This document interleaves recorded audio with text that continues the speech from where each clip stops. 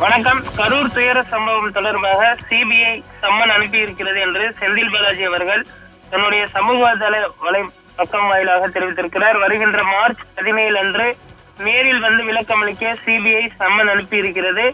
முன்னுக்கு பின் முரணான சில ஊடகங்களில் தகவல்கள் வெளியாகியுள்ளன. அவர்களது கேள்விக்கு நேரில் சென்று உரிய விளக்கங்களை அளிக்க உள்ளேன் என்று தெரிவித்திருக்கிறார்.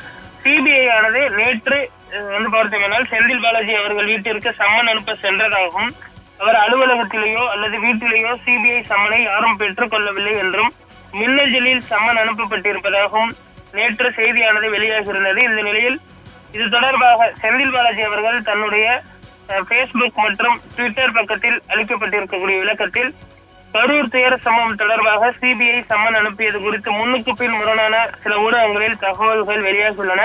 வருகின்ற மார்ச் 17 அன்று நேரில் வந்து விளக்கம் அளிக்குமாறு சிபிஐ சம்மன் அனுப்பியது. சம்மன் அடிப்படையில் அவர்களது கேள்விகளுக்கு நேரில் சென்று உரிய விளக்கங்களை அளிப்பேன் என்றும் தற்பொழுது செந்தில் பாலாஜி அவர்கள் தெரிவித்திருக்கிறார்.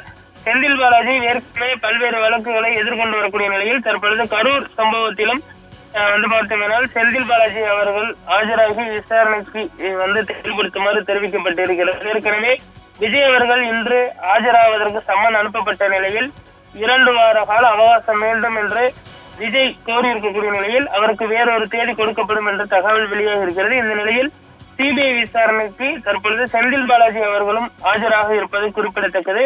கரூர் துயர சம்பவ வழக்கு தற்பொழுது சிபிஐ விசாரணையில் கட்டுப்பாட்டில் கொண்டு வரப்பட்டு முழு வீச்சில் விசாரணை நடைபெற்று வருவது குறிப்பிடத்தக்கது.